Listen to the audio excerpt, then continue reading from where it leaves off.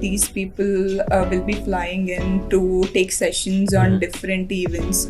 So we have sessions on breaking down special industry on different industries. And how do you envision the next 15 months for these set of people?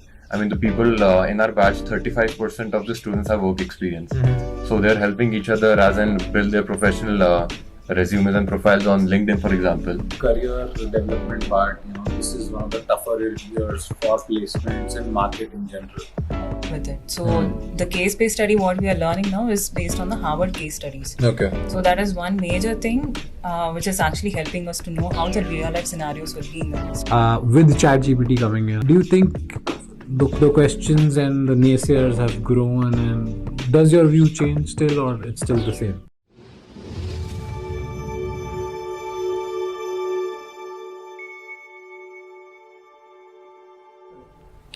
Welcome to Strategy for GMAT. My name is Manan Puri, and today I am at Mahindra University School of Management. And the last time when I was here, they were about to start their MBA program. And now the first cohort is already 3 months in, and loads of activities have already happened. Now, with the introduction of this program, they complete the trifecta of management programs at the school. They already have a BBA class, the MBA has just started, and the executive MBA has been running for the past couple of years. Incidentally, their second cohort is here on campus today for their orientation.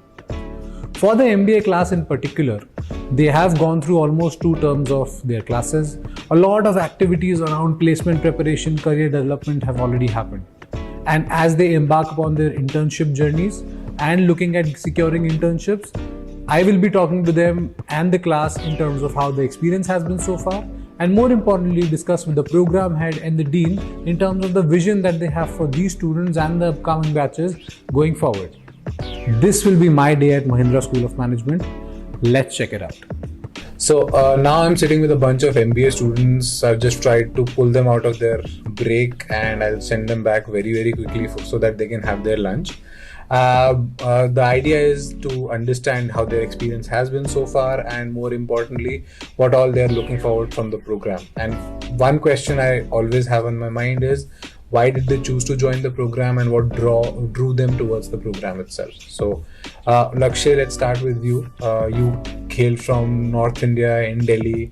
Why did you choose to move 1500 kilometers to Hyderabad for this? Yes, definitely. I mean, it was one of the decision I had to think a lot about, but I believe in Anand Mahindra's vision first of all, and I know this is a new program and I'm the first batch, and there was a big risk, but the connections that Anand Mahindra has, and I'm not solely relying on that only, but the Mahindra University, I'm sure it's connected with Mahindra's industries, so that is something I really wanted to explore, and the faculty, especially the program, it was quite suitable for me since it is a 2-year program. So I felt that this could be the ideal program for me. Sure. And what about you, Srinaja, coming from a cost and management accountancy background? You could have gone and maybe did cost audits and whatnot. Why did you choose to be at an MBA program here? So basically my ideology was not to be solely dependent on the financial perspective of an organization. So I wanted to be in a management side. So that was the major sole reason why I chose the program of MBA. And Mahindra University, definitely because of the brand value. Okay. So it was connected to Mahindra sir and Anand Mahindra as well. So that was one of the reasons why I wanted to join here, and I wanted to also explore a lot of experiences and exposures we'll have here, because my the class itself is very much diverse. So it is a good experience for me to be here. Okay, right. And Gautam, you come in with a significant amount of experience to the program. How are you finding your fellow peers and batchmates in terms of the quality, in terms of diversity that they bring to the table? Like, all the students are from various backgrounds. Like, we have students from BBA and engineering. I've met few people with engineering, like my experience, 3 to 4 years experience. And there are few law students, there are few people from the army as well. So the batches are very diverse pool.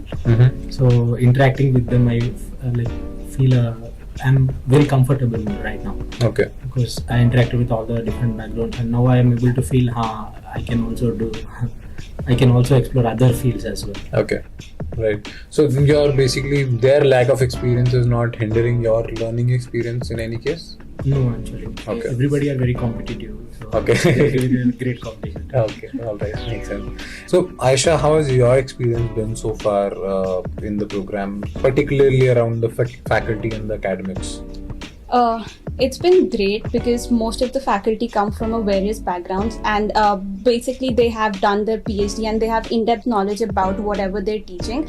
And the course that we have outlined that they've designed for us, it's not only about the theory part, it's also about they have also included case studies and stuff, so that gives us more exposure to the industry level experience and how we can explore ourselves and flourish ourselves. Makes sense. And you are part of a larger university and ecosystem here. There is a BBA program. They also, of course, have an EMBA program as well. So, do you get to interact with the students who are been around in Mahindra University for a longer time than you guys? Of course. So there are a lot of clubs. So naturally, we are the first batch. So there are no clubs as such dedicated to the MBA. So we do interact with them on that basis, and of course on informal basis as well. There are a lot of events being conducted on campus. So we get to volunteer, we get to organize those events with the BBA students. So that is the main point of interaction between us and the undergrads. Okay. And of course in academics as well we get to interact. There are certain events such as IGC event which was conducted a month ago, Indo-German committee event. Yeah. So we got to interact with a lot of industry who were invited to the campus. Okay. So on that as well, BBA were part of that, and MBA people were part of that organizing committee as well. Okay. So informal and on these organizing committees as well, we get to interact. Sure. I mean, just to add to Ashita's point, today also EMBAs have come, so we have the opportunity to interact with them. They're usually not on campus because their program is on campus, it's an online thing. So I mean, today is a great opportunity to do that. I mean, and also to add to that, academic and everything, I mean, except for that, we have fun with the School of Management kids also as well, the BBS. I mean, we recently went on a trip with them as well. Okay. I mean, they're naturally curious to, get to know us and know about how the MBA is working, because they might also look for a similar program in Mahindra as well. Sure. Speaking of trips and all that, so what do you guys do for fun here, outside of academics? So every weekend we have a place called Hard Cup, which is very near to us. Okay. So every weekend, every dinner on Saturdays or Sundays, we go there mostly. Okay. And Okay. of course, we plan camping trip or something like that once a month when we are free. Okay. Especially at the start of the academic term, so that we have a lot of free time and we're not boggled by the assignments and such. Okay. So yeah, there is a lot of fun and interaction, even though it's a very smaller batch. But we get to go on these trips and do things outside the class, which is which is where I believe we have bonded mostly. Okay. Definitely. So speaking of the smaller size of the class, it is actually very much interactive for us to be very much precise. So being a smaller batch, we kind of know one-to-one as a For each person. other. If it was a larger section of 90 I or don't 100, think we would have been able to interact that a well. lot. So because As of we are the now. smaller size, we are able to interact with each other, know one another personally. So I guess this friendship would take a long Yeah, I'm sure. journey. But from a learning outcome perspective, do you think a more number of people would have been better, a bit more diversity around? I think smaller number is better because faculty can focus on each and every person and know which person is doing well in what and what are the doubts and clear out whatever problem they are facing. I think in our case, even the smaller batch didn't really matter because of the quality of students that are here. So everybody is, like Gautam mentioned just a while ago, from a very different, diverse background. So everybody brings their own perspective to the table, and we get to interact, and we have a lot of conversation, lots of debates, and lots of fights Okay. around things in this classroom. Sure. But at a section level, yeah, I mean, No, definitely. I mean, I disagree with my peers here. I mean, I would have personally preferred if it was a much, larger batch size. I mean, I know they would be having more competition and everything, but I mean, there would be more students. I mean, more background. I would get to learn more from my peers from different, experiences. So that would definitely be something that could be better. But at a section level, this number works really well, but you would have loved to have more sections. Absolutely. That's true. At a batch level in some sense, right? Right. And, I'm sure you guys are aware it is one of the tougher years for placements, and internships at most colleges are delayed and all that. So, what sort of career prep activities have you guys, gone through so far?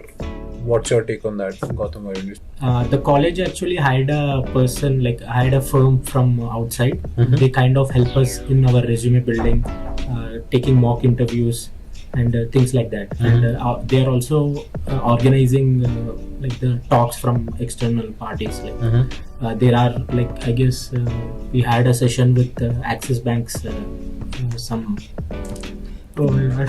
That's officially And I'll just add, and this is a continuous process. So since the beginning of term 1, these people will be flying in to take sessions on different events.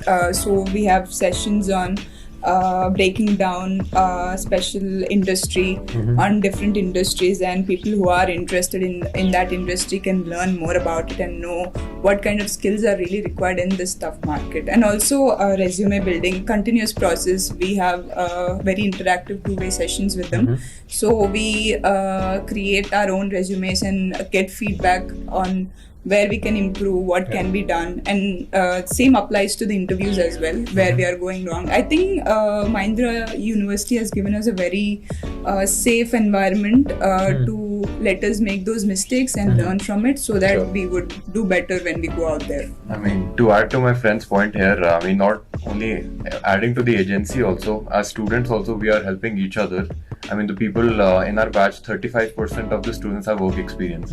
So they're helping each other as in build their professional resumes and profiles on LinkedIn, for example. So a lot of students didn't have that, which is essential if you're planning to get into the corporate world. That, and a lot of people have a fear of public speaking. So after class hours, we usually meet up after dinner or something and, do a 1 hour sessions on public speaking. So power speaking, that really helps people open up. And what we do is basically, just give a person a random topic, and we do not make fun of that person. We usually help them, give them constructive feedback, and it really is helping students who are really shy, and they're really opening up, and I'm sure it will help them in their interviews as well. Okay, sure. So internally also you guys are doing, cross-pollination of ideas and whatnot. So all of this was good stuff, of course, right? So I would love to know, what can be better, what is not going well in some sense. So let's start with you, Aisha. I think food can be improved. That is there in every engineering to MBA hostel, so that can never be improved ever. Right. So what else? Since ours is the first batch, there is no kind of good alumni network as such for MBA at least. I guess engineering guys have a very good alumni network, but MBA lacks it. You will become alum, so that in for future batches it will be That's good. true, but for For the the next guidance, batches it is kind of okay, but for us, Yes. we don't have any alumni. for the guidance part, seniority actually will help a lot for us. But right now, being the first batch, we don't have a seniority guiding us or anything. It's just the faculty or the professors who are helping us right now. Sure. So if we had any of our seniors, then it would be helpful for us to understand how academically how it works and everything. Sure. And also academically, all the timetables and curriculums, I think we are first-hand experiencing what they came up with. So it is in a way good as well, because I believe that if a class is facing trouble in any way, that we will interact with the professors and our program coordinator and straight up have that interaction and say this is where it's going good and this is where can be improved. So first batch has its advantages and disadvantages, I would say. Yeah. So but there's a lot of more interaction between us and faculty and the program The coordinator. feedback loop is there. Yes. Okay. No, another thing is that we don't have any placement records, any placement numbers. I mean, that though is a big risk that we have. I'm sure we all have We all taken. have Yes. taken. which is again a good thing also, because you then get a legacy as well. So it's a lot of onus on you guys to kind of get it out there, right? Definitely. And of course, the low batch size that you guys mentioned yes. can definitely be improved upon. Okay, great. Very quickly, for the people who are looking to apply to Mahindra, etc. So very quickly, each one of you, what's your message? It's definitely a good to go. Okay. I would say the curriculum is very much on par with the market demands. So I believe technology is the future. So here, any specialization you take, you will get to experience that your hand in technology and experience. And of course, a lot of us have no clue about analytics or technology. We are from BBA background, but still don't fear. This is a very safe environment and platform for you to experience and learn about analytics. Yeah. And be relevant throughout your career. Yeah. In the market. That is a major part we need to focus on. So basically, right now, whatever the industry updates are there, they are on par with it. So the case-based study, what we are learning now, is based on the Harvard case studies. Okay. So that is one major thing which is actually helping us to know how the real-life scenarios will be in the industry. Sure. So that Also, is one. curriculum is very much based around and meant to get us out of our shells and meant to make us put in more effort. Okay. So, sure. Makes sense. All right. What about you, Aisha? It's still a risk. Being a young university as Mahindra for MBA, it's still a risk for us. But since we are the first batch, we can actually have a chance to be like legacy for the Mahindra batch, because we are doing well, and the industries, whenever they are hiring, they might see us as a potential candidate to hire. And the college is also invested in us. I mean, the college management is very much invested in us. They want us to be successful, and they want us to go into many fields, have awesome success, and be a good, great value to the alumni network. Sure. So basically, I mean, the Mahindra Group will be equally invested because it's their brand name at stake as well, not just you guys. So at least for the initial years, they will be as much and a lot more invested in you guys to make sure that you guys succeed. So great. Thank you so much, guys, for taking out time, and of course, my best wishes for the rest of the MBA journey for you guys, and particularly for the internship season that is coming up. Cool. Thank you. Thank you. Sir, 3 months into the program, lot of effort before the starting of the program. What is the feeling? How do you reflect back in terms of last 1 year or so? And what's the feeling now that the batch is here? They're almost 25% of the journey is done. Well, so it's a feeling of great satisfaction. Was it tough? Yes. Did I have and the team had sleepless nights? Yes. Partly because we were also late in announcing the program. But rather than wait for a year, we said that we will announce it and we will begin. And it was a decisive action on our part.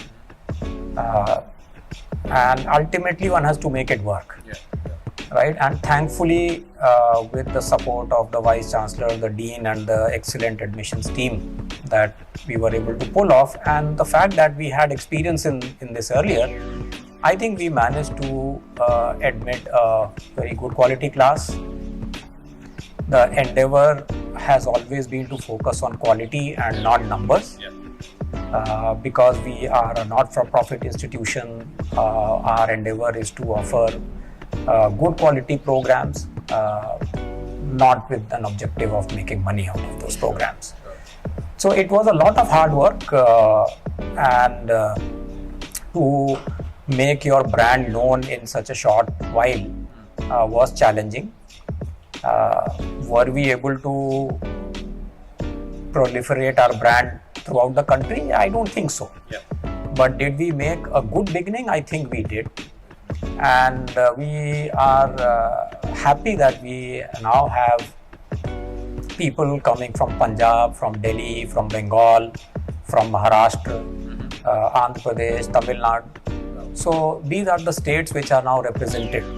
And it's not that these are people who were staying in Hyderabad but belong to that state. They are actually staying in those in those cities, in those states. So as a first intake, I think we are pretty much satisfied. Also with the quality of the class, while it is something which is difficult to quantify, because no, I mean not just yet, but for any school, I think, right? How do you quantify the quality, right? Because a lot of quality elements are subjective in nature, right? But what you can share are quantifiable data and numbers, right? So we were able to get an average GMAT score of 717, average GRE of 320, and an average CAT percentile of close to 90 percentile. So overall, it reflects that there are good people who were prompted to apply to us, who went through our admission process and got selected. But at the same time, the non-qualitative factors, are extremely important, because some of these numbers may not be very appropriate measures to look at a person who wants a career in sales, for example, right? So therefore, I'm saying quality is very subjective. We started with a small intake, but I think we are very much happy, and with almost the second term nearing completion, I think the students are also finding it quite challenging, because while I don't speak to them on a day-to-day basis, but I do get a sense that they are overwhelmed with the quantum of work. But we are happy about that. We are happy because if you come to a quality school, this is what you should expect, right? You cannot expect to pay your way through an MBA.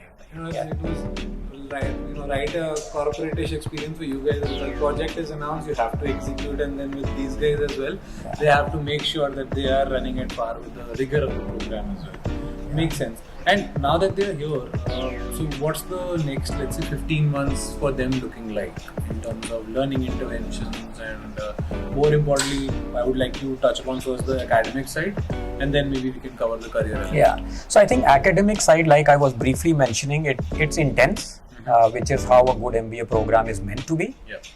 It entails a lot of case studies. So we are a school which relies a lot on case-based teaching method.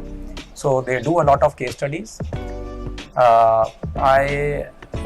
And in terms of academics, like I said, they are completing second term, and they will be starting their third term in January, and completing by March, so that they are ready for internships, starting April. So that is in terms of their academic work. Now, in terms of extracurriculars, there has been a lot of focus on getting them ready for their careers. So there have been a lot of sessions and workshops planned, which expose them to what different industries look like. They also expose them to resume writing. How do you craft a resume which is relevant to the role that you want to apply to, and also relevant to the kind of background that you have. Then they are going through mock interview sessions, for example. So there are a lot of learning activities we are doing, which help them introspect, which help the partners that we have to direct them in terms of what they should be doing. So I think it has gone very well. We have received very good feedback, on that. I do personally also once in a while do speak to them about their career plans and what do they intend to do in the future. So those are in terms of the extracurriculars. Plus, I'm happy that at least some of them are engaging in some sporting activities, etc. Right? So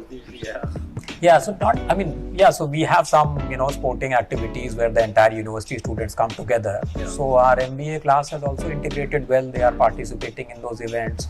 So it is good to see those parts. And of course, people who are coming from the north, sometimes they may not like the spicy food that we have, right? The spicy food we have, but that's a part of cultural assimilation and adjustment, because as they become leaders, you cannot dictate what life has to in store for you, right? So you have to be a global manager. You may be posted to Indonesia. You will have to start eating Indonesian food, right? You don't have a choice, right? Every day you can't be eating out, going out to an Indian restaurant there, for example, right? So I think it's all a part of the natural learning process, and I think it's going really well. Sure. Yeah. And you touched upon the career development part. This is one of the tougher years for placements and market in general. Internships at most colleges are delayed. So, what's the status update here? What is the plan looking like for this class? Yeah. So I think we also live in the same world. So is the delay in internship hiring affecting us? Of course, it is affecting us, and especially being the first class, it is a little bit more concerning for us compared to some of the other schools. But having said that, we are in conversations with a lot of recruiters, and the signals we see is that I don't think we should have a challenge in finding internships, for everybody who's interested in finding internships. Some of the conversations, in terms of student applications have just started. Some others are starting in maybe around a week, 10 days. So those discussions are ongoing. I think every day the careers team is having, at least a few meetings with potential recruiters. And while yes, a majority of them, are expressing a delay, but some are open to hiring. Some we had to also say no to because they wanted some people to join immediately. So we cannot compromise on the academic rigor of the program and allow them to skip classes and join internships. So regretfully we had to say no. In the larger scheme of things, that was probably the right decision. Makes sense. And one of the things I was talking to the students, they came up with is the batch size right now is small. Yeah. So is there a plan to increase that size going forward for the upcoming classes, or is this the quote-unquote sweet spot that you guys have? No, this is definitely not the sweet spot, right? For the program to be enriching, there needs to be a certain minimum number of students. It's not that we don't recognize that, but as I mentioned, we started a little bit late, so we were late in the market. So obviously, the word had not spread that much. So there is a definite intent to increase the class size, and the way our inquiries are coming in this year and the applications are coming in this year, I think we will be on target to maybe triple the batch size. Yeah. And you mentioned earlier about the BBA class, the executive MBA also is here today. So what sort of interactions happen among the management course students in general in terms of learning exchange and all that? Okay, so currently they haven't had the time, and also our executive MBA, as you are aware, they come in once every 2-3 months, and especially after August they only come in December because in between they go for an international trip. So this is the first time that the executive MBA class is here. So and this is their first day incidentally for the second intake. So I think in February when they come, we have an interaction planned. That's a planned interaction. So that will be there. And then in every term that the executive MBA students are there, we have plans to have activities to engage them. With the BBA, it will be slightly more difficult. Are we restricting it? No. But it is more happening through the clubs. So through the club activities where the BBA students and the MBA students participate, then they interact with each other, and in fact not just the School of Management students, they are also interacting with engineering and law and other students as well in bits and pieces, but that activity will increase because we are just fresh off the block, right? So I think let them settle in. And I think we will see them more active next year when they move into the second year. I think we will see a lot of those activities happening. And moving forward, like for the people who are looking to apply right now, so what is your message for them in terms of why should they look at Mahindra University, and what are you looking for that, in terms of in them? Okay, I think an excellent question, Manan. One of the things I would say is that if you are looking for quality education, then you should definitely consider Mahindra University. If you are looking at a program which is easy and you just enroll and you will pass, then probably we are not the school to come. It will be rigorous. We want people who are go-getters, right? Preferably, if they have work experience, we would encourage people with work experience to apply to us. What we look for is basically a lot of maturity in their thought process.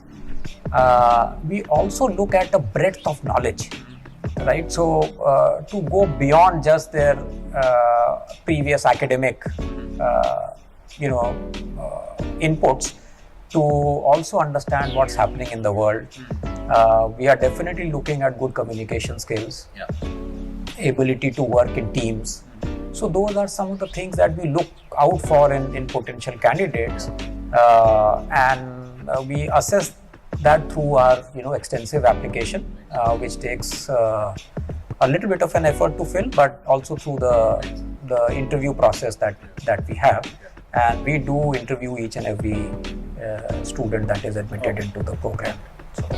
So that's the Standard process. Yeah, if there's anything I have missed out, I'll be happy to cover that. No, I think most of it is there, and I think it's important for you to kind of have this in place, the guardrails, and the application process should not be easy because it kind of weeds out people who are not worthy to apply. And finally, what is the message that you would like to give for any prospective applicant out there, just as a closing remark? I think, if you are a person who wants to achieve something and you are considering some of the top schools, because very rarely would somebody apply only to one school, right? So if they are looking at some of the top schools and not just any school, I think Mahindra University should be in their consideration set, right? With Mr. Anand Mahindra as our Chancellor, with Professor Velamuri as the Vice Chancellor, Professor Velamuri as the Dean, and I have worked with them, I can assure you, right, that the intent of quality, the intent of positioning ourselves as a top tier institution in the country, everything, everybody is behind it, right? So every, like they say, Rome was not built in a day, but we may endeavor to maybe not do it in a day, but do it faster than others have done. Intent is there, and that's the right message, so to speak. So thank you so much for taking out time. All the best for this class and the upcoming batches as well. Thank you, Manan, and look forward to seeing you every year on campus. Absolutely. Thank you. Thank you so much, sir, for joining us again. Last time when we spoke, we were looking at the inception of the program few months away. Almost a year has passed since then. How have the last 15 to 18 months been from the time you thought we'll start the program to now? The class is on campus for the past 3 months. So any reflections you'd like to share? The reflections are, I would say, broadly positive, I would say, because we wanted to start with a minimum of 30 students. And we currently have a batch of 37. And that's one positive thing, in that we've been able to meet our goal of the target number. The second is, of course, the quality of the batch. We are quite happy with the quality of the batch that we have. We are particularly happy with the gender balance. We have, I believe, 44% female representation in the class. As you know, Manan, globally, programs struggle to reach 30, right? So for us to start with 44 is actually a very, very encouraging thing, and I hope we can maintain this number as you scale scale the program.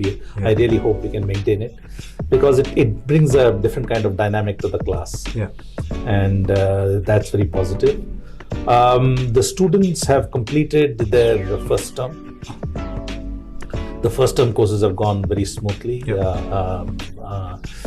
I think the transition from undergraduate to an MBA is always a tough one. I mean, I remember when I was an MBA student and I went from the Indian education system where you study at the last minute for your exams, to an entirely case-based system where you had to prepare and be ready every single day. Right? So, so that I think has hit the students, some students a little hard. The intensity of the curriculum, and the rigor of the curriculum, I think. But they are, adjusting, they are adapting, and I think in the second term you already see, that they are a little more comfortable with the pace and with the content. I'm sure lots happening with industry sessions and academics and all that, so that's great.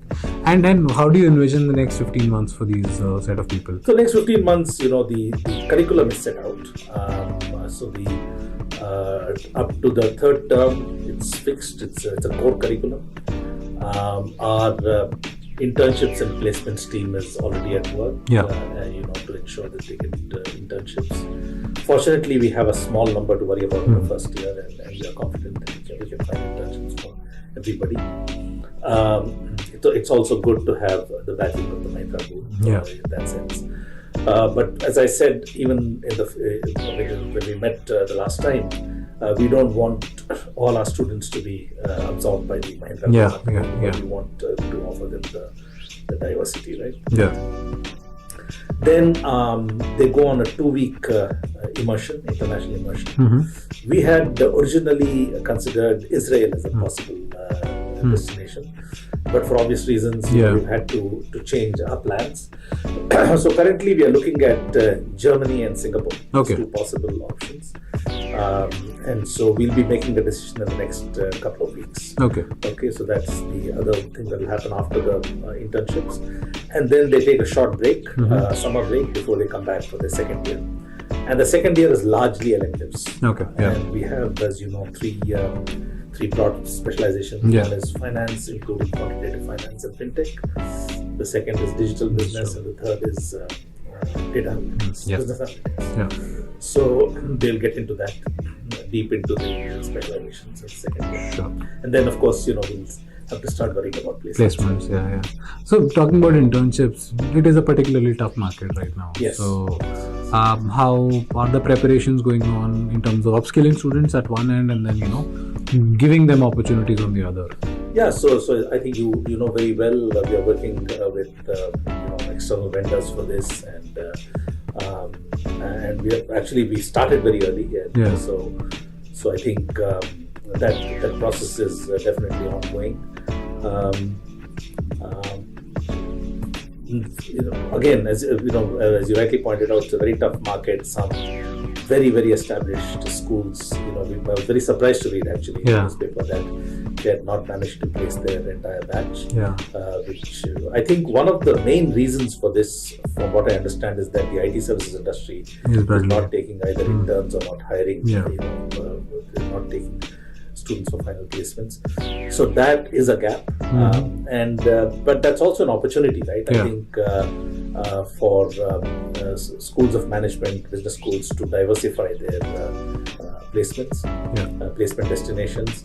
I think with the significant investments that are going into manufacturing, that manufacturing is going to come into play. It may take a lag of maybe a year or two, but that's going to happen, I think, because the production-linked incentives are kicking in into some sectors, and they're having a huge impact. For example, pharma, and then the Make in India program, for example, in cell phone manufacturing has been a success.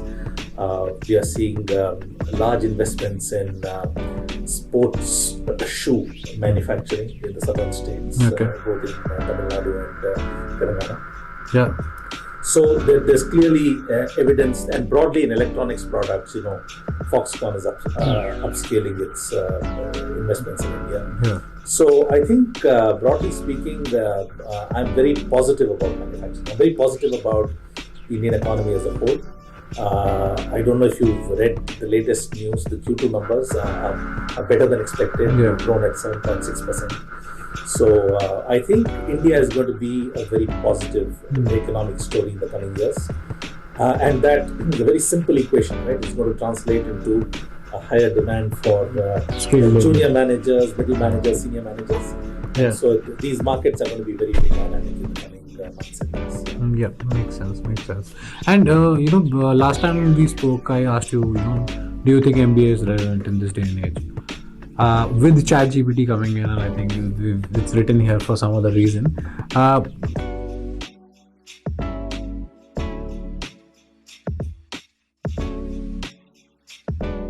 Yeah, in fact, this morning I had a discussion with a visiting scholar from the University of Nebraska. He heads the School of Information Technology, which is actually it's a multidisciplinary school. And we were having this discussion, and those of us who are older, we have seen many such technology waves, right? And every time there's a new technology wave, there is a fear that it's going to fundamentally change things, and it's going to fundamentally make human beings redundant. Right? We saw this, for example, in the 80s with the computerization wave. The bank unions were very worried about the impact it would have on workers. But what has actually happened is that these innovations have improved productivity, and productivity in turn has driven growth, and growth in turn has driven demand for workers, right? So I think in the future, the coming into the market of products such as ChatGPT or Google Bard and other products are going to expand the possibilities, right? It's just that there'll be new skills that will be demanded in the future. Yeah. And in the short term, there might be some pain felt by certain segments of the population that are unwilling to upskill or unable to upskill. Okay, that happened with computerization, and I think we as a society must come up with mechanisms to deal with this pain in a humane way. Yeah. But there is no doubt in my mind that the future is very exciting, right? And there's going to be new things to learn, and as long as we have learned how to learn, right? The future is very bright. Yeah, and especially ChatGPT, Bard, etc. The art of asking the right questions or in the right fashion is what that would sell effectively. Yes, I mean I'm not a geek myself, and it takes a little time for me to become conversant with new technologies. But just as an example, recently we had an argument on WhatsApp about whether in a cricket match, winning the toss has a fundamental impact on outcomes. Yeah. And I asked Google Bard this question, and Google Bard came up with a very beautiful answer based on 15 years of one-day international data. And they said in these 15 years, if you look at all the one-day internationals played, the teams that have won the toss have won just a little above 50% of the matches, right?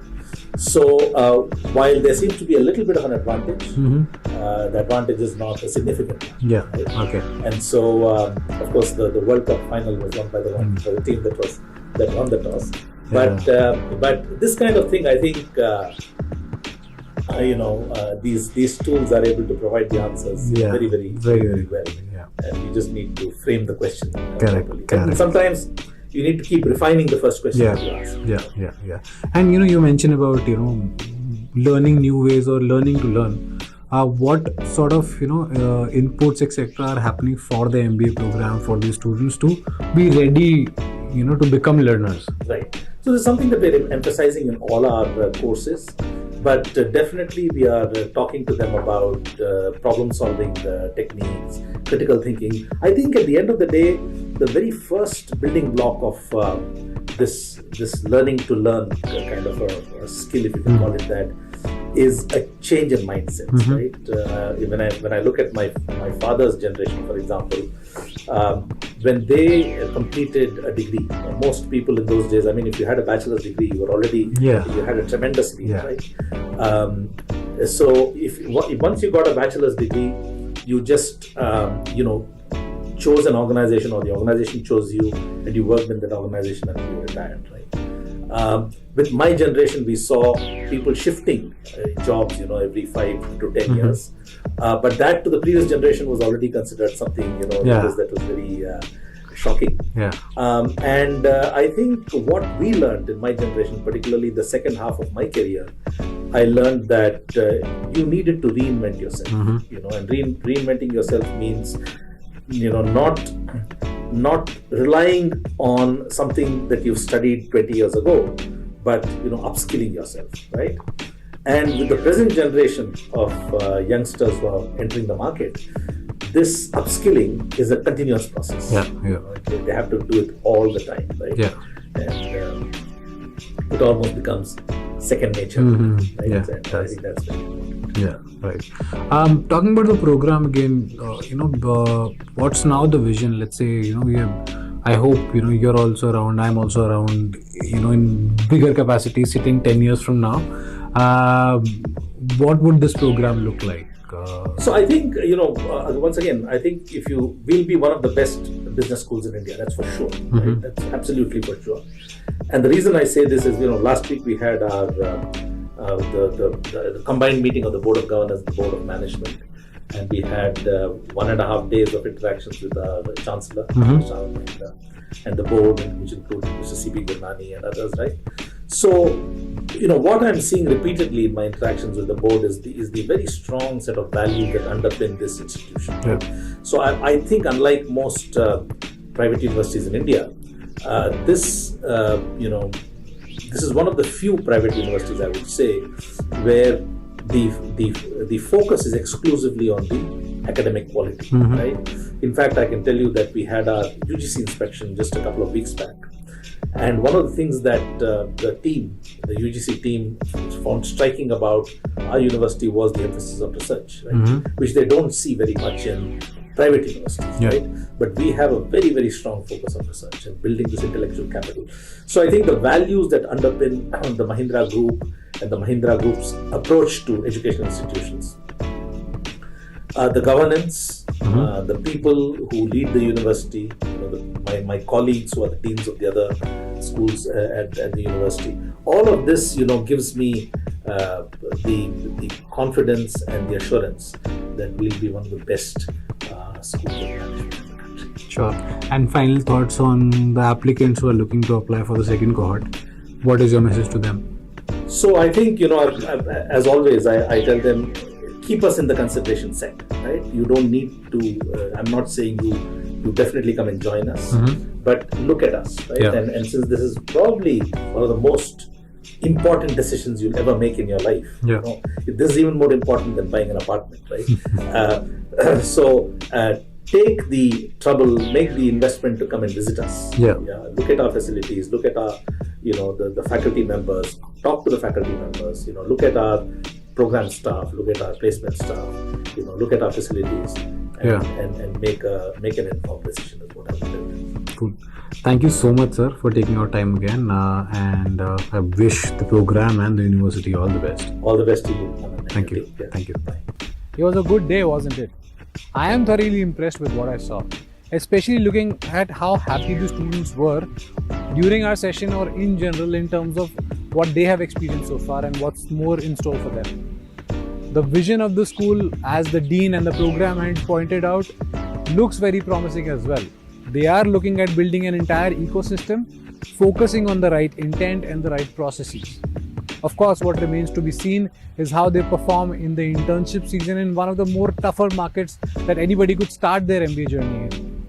And more importantly, the batch size, which is almost 40 people right now. I would love to see it grow 2x at least over the next few years, because a larger ecosystem is something that we all love in terms of our MBA journey. Subscribe to the Strategy for GMAT channel for such updates, and next time we go live with a webinar or any other new video that comes out. Of course, feel free to reach out to the Mahindra University School of Management team to know more about their MBA program and for a free profile evaluation as well. With that, thank you so much and looking forward to seeing you in the next video.